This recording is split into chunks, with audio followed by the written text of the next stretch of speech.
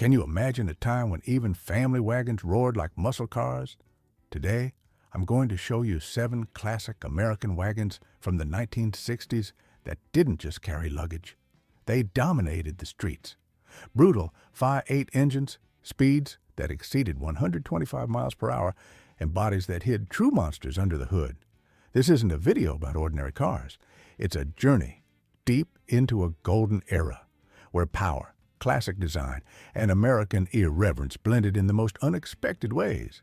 And if you love forgotten classics, sleeper cars, and stories that make you say, "This can't be real," then you already know what to do. Hit that like button right now and subscribe to the channel, because here we celebrate cars with soul, with history, and with a whole lot of gasoline running through their veins. Ready to discover the wildest wagons of the 1960s? Let's go. 1964 Chevrolet Impala wagon 409.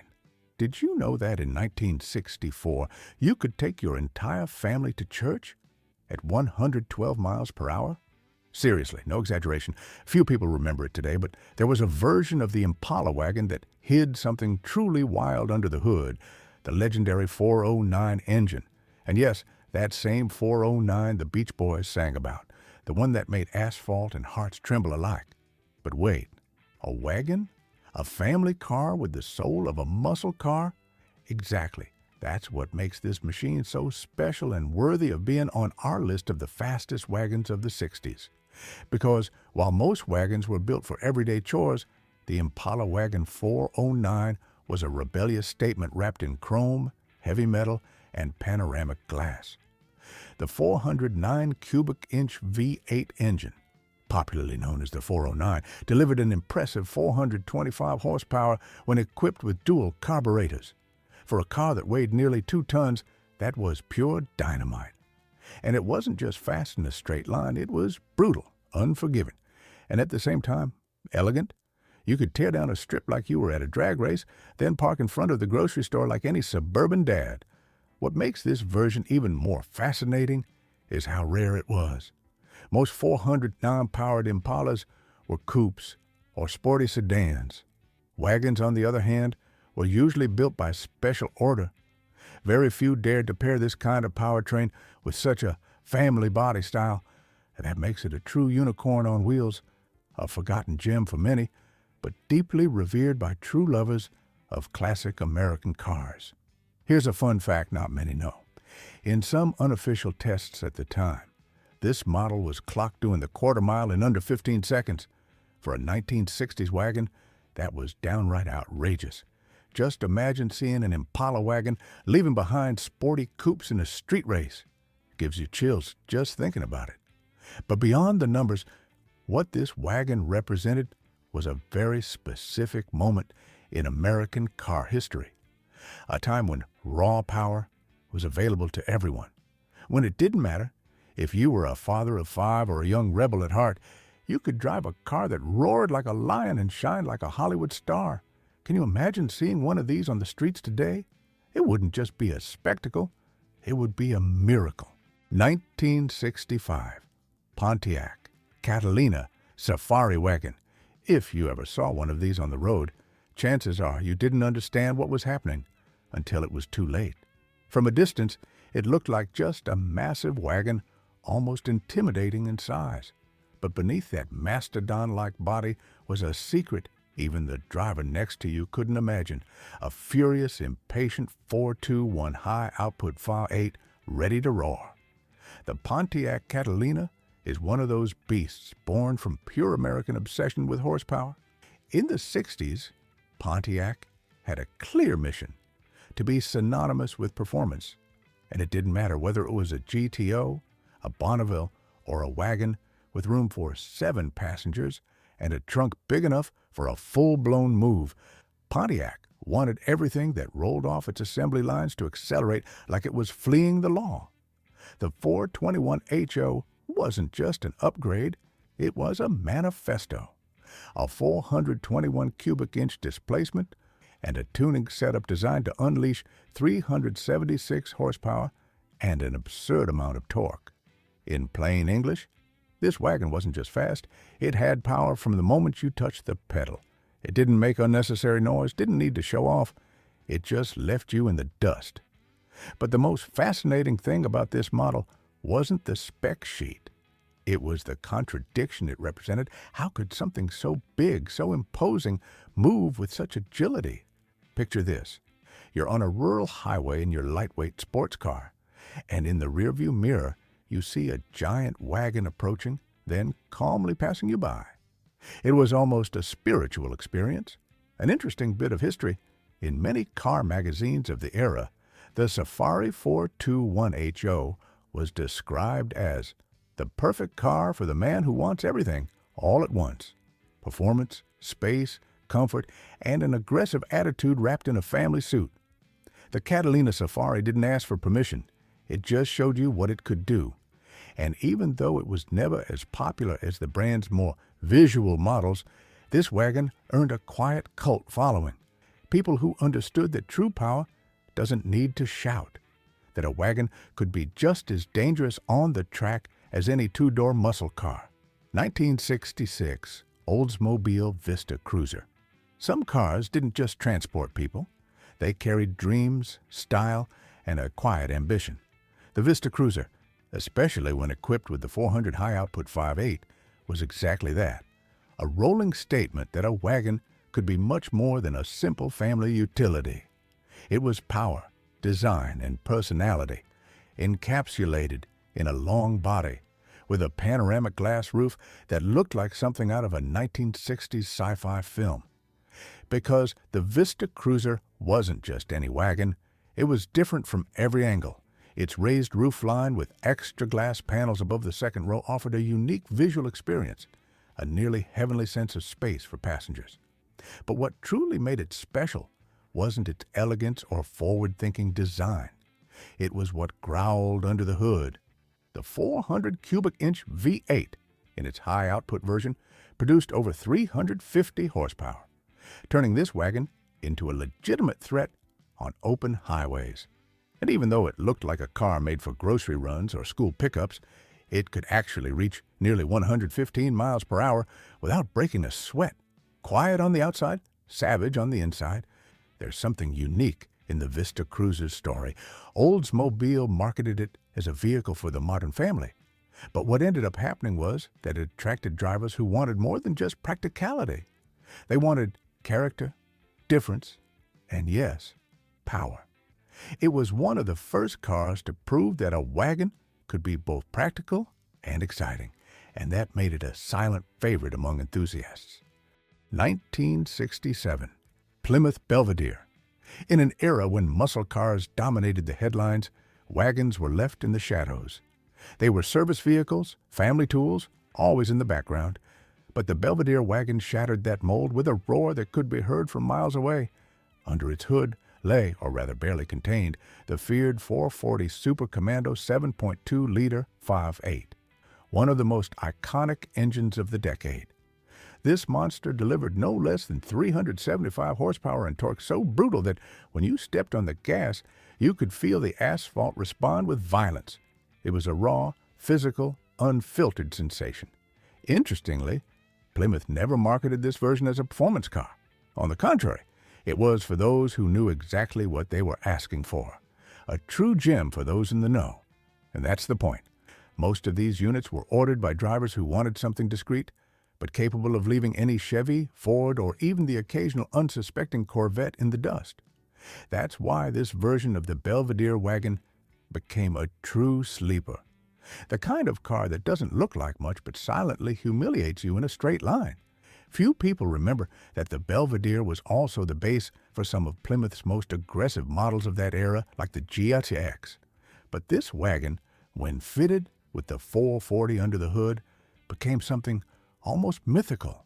Its squared body, no frills profile, and straight lines, all of it conspired to hide what it truly was, a beast with a family license plate. How about a fun fact? Some police departments actually used versions of the Belvedere wagon with powerful engines for highway pursuits. You had to take a second look to realize that this seemingly harmless car was built to catch you and beat you. Today, the Belvedere Wagon 440 Super Commando is a cult piece. You won't see many at car shows, and even fewer in original condition. The ones that survive are relics from a time when power didn't ask for permission and appearances truly were deceiving. It wasn't a pretty car. It wasn't refined. It wasn't elegant. But it was terrifying.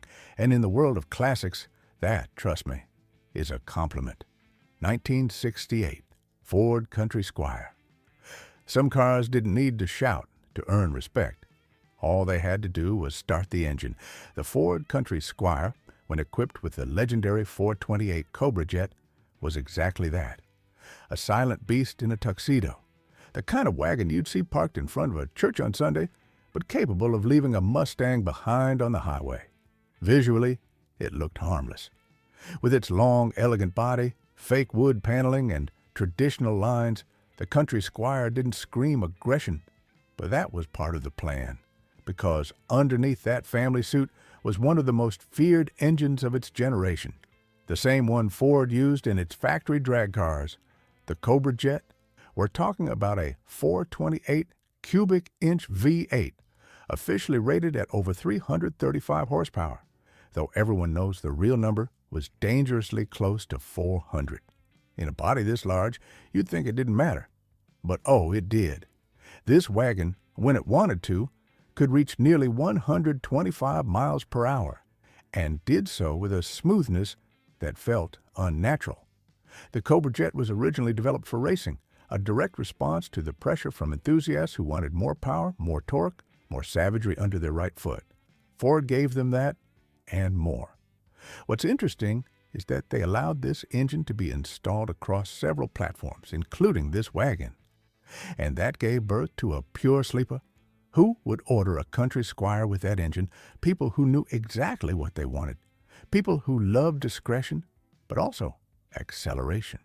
And that's the charm of this car. It looked like part of the scenery, but it was a trap, a power ambush on four wheels.